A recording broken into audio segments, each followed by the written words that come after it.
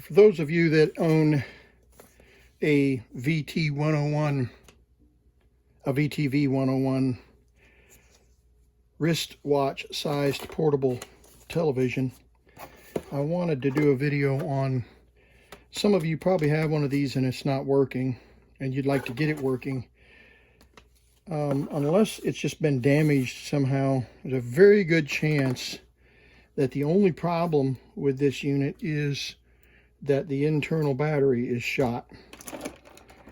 And it came with originally came with a 550 milliamp hour 4-volt battery that was inside here. And what I had done and did in a previous video, I installed this little external battery, and you can see that I don't have an antenna hooked up, but you can see the channel. Let's see if I can get the video to show here. Just plugging the antenna in. And it's still curled, but there you go. And anyway, I think we're watching the heat of the night or something here, it looks like. So, see if I got a channel 10 there too. Yeah, I got channel 10 on, tuned to the same TV station. So, what I wanted to do was just for those of you that would like to try replacing this battery in your little pocket TV, I'm going to go through that process here. I purchased this on Amazon. It's an Adafruit lithium 3.7. It's a 500 milliamp hour, and it should fit nicely inside this TV. It's a little smaller.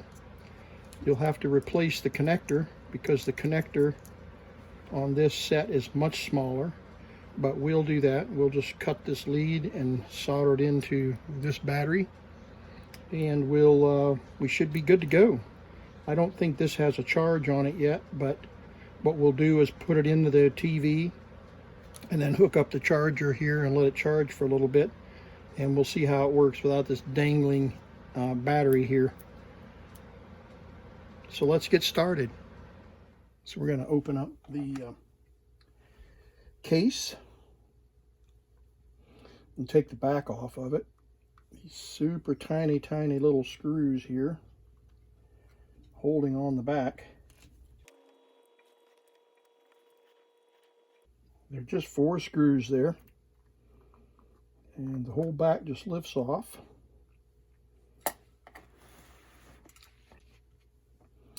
And there's the connector. Got to handle this stuff with very light touch.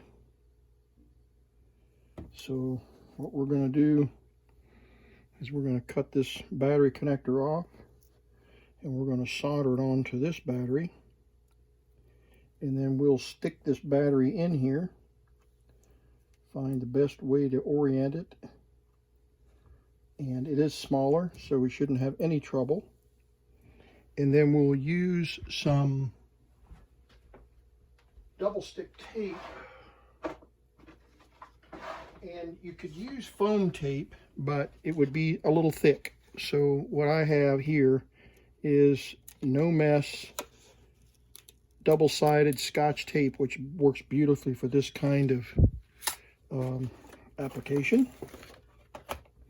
So that's what we'll do. So let's cut into this connector. I'm going to cut it right at the heat shrink so this battery can be reused and not worry about it shorting.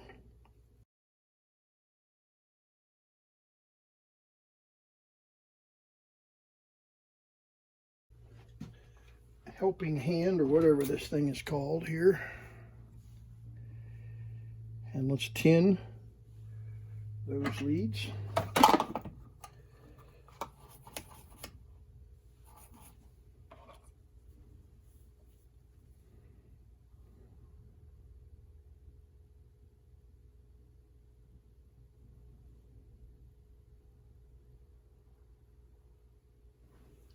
see.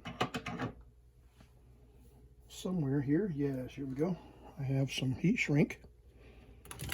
So we'll cut a couple of pieces of that and slide them onto these battery leads. I need my trifocals to see what I'm doing here.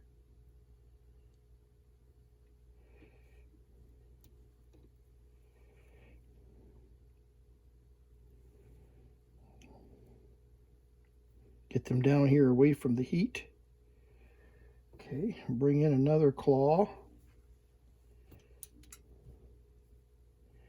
And you got to handle these lipos very carefully, because they can be damaged easily. So we don't need a lot of wire. You can see we're going to plug that in here, and that'll come right over to the battery. I think we'll set the battery in this direction. And we're just going to cut the leads right about here so that it'll come over and then back. I could get into the soldering here, but I'm a little reluctant to do that because I could damage the connectors. So I'm going to just handle this very carefully. Actually, let's do it this way. Yeah, that's better. Let's go this direction. And let's see, if we orient it this way, got a nice flat surface. To tape it, we can go this way, and the connector, here it is. So let's cut it right above the battery. Now remember, you can't cut both leads at the same time or it'll blow up. So we're going to cut one at a time. So one lead at a time, just for safety. The lipos are pretty powerful, even these small ones. So you just don't want to take chances.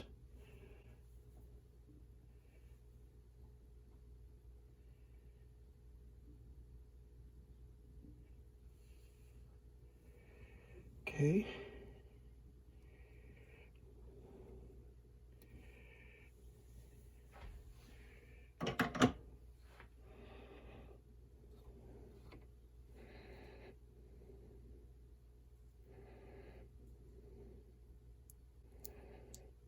There we go.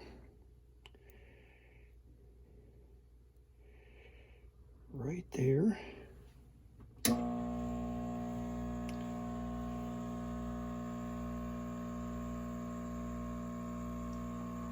First notch.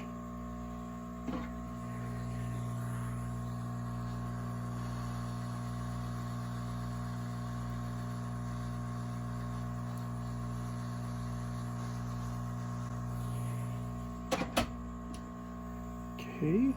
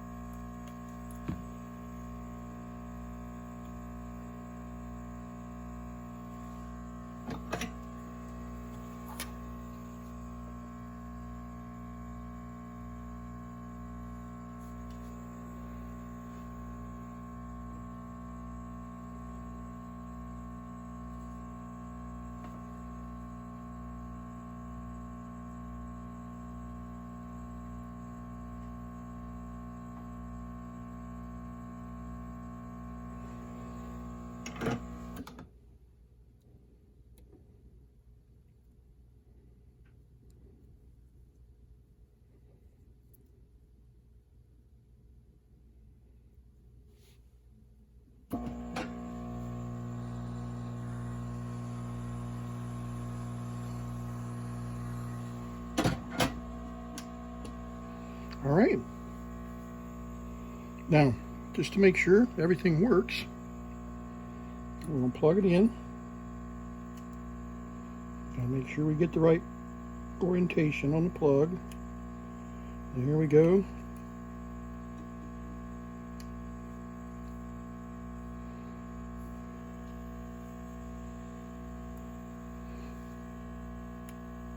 Got a clock, that's a good sign.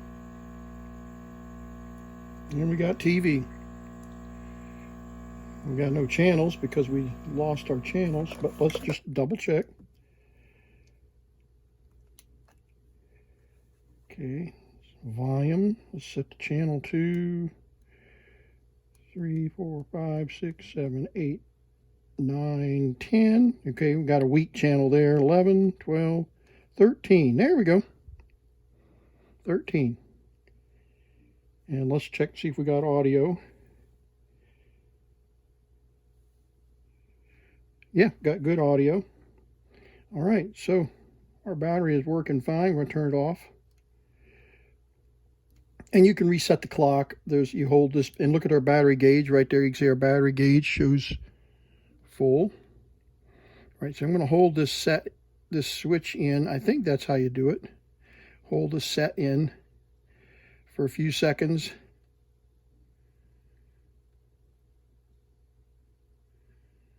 Maybe, I don't remember now.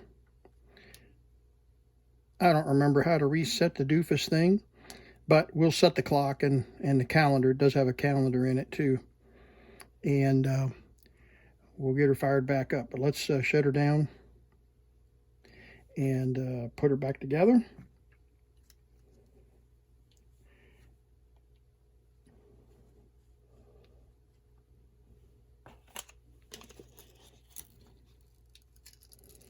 This tape is a little bit cantankerous because it is double stick. There we go.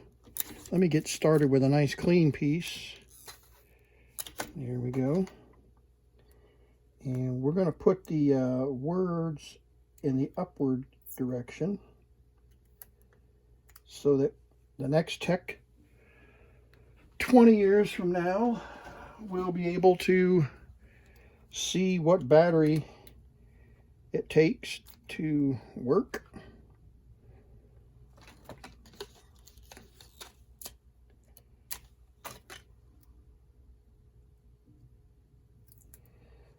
This battery has a plastic case on it, so it is insulated from, so we're able to set it right in here. I'm going to push it all the way back if I can. There we go. And then we're going to just set these leads in carefully and come around this way, just like that. So everything's just down and hidden nicely in place. So then we'll take the cover. It only goes in one way. And pop the cover in just like that, nice and snug. And this goes back on just like we took it off. And I'm not kidding, these screws are really tiny. And if you drop one of them on a carpet like I have here, good luck trying to find it.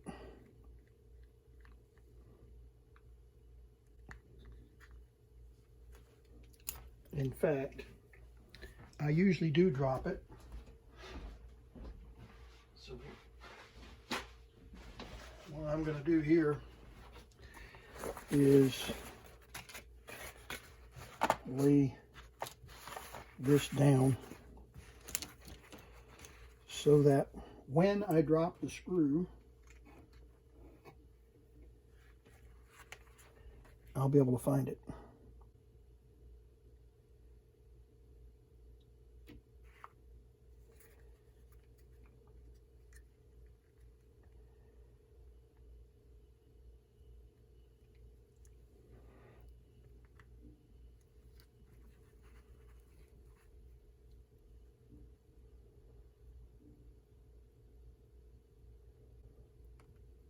Just like that.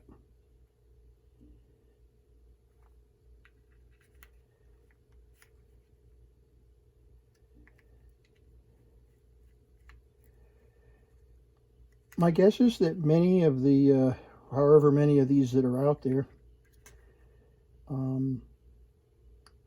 Did have a failed battery, and so it just shut it. It won't let even, the clock will power up,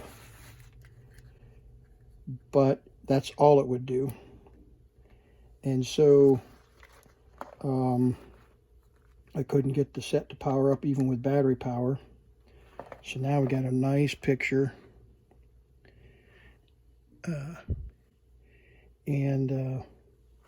I don't know, I'm going to try this again.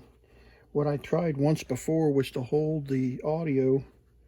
So let me get the camera zoomed in on the TV.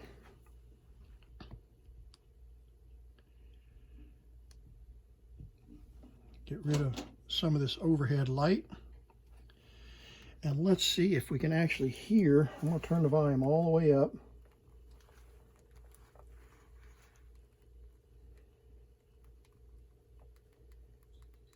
10, 11, 12, 13, 14, 15. All right, I can hear it from here. So the volume is all the way up on the speakers.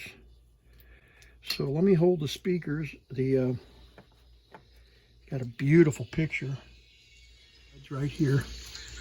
And I'm going to hold them right up to the camera microphone.